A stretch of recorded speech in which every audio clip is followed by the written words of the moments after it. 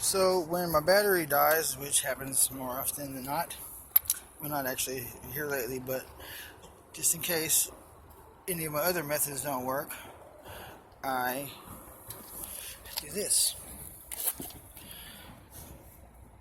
See this little piece of chrome right here with the stars on it? And so what happens is, I take this 20-volt drill battery and I just slide in like so.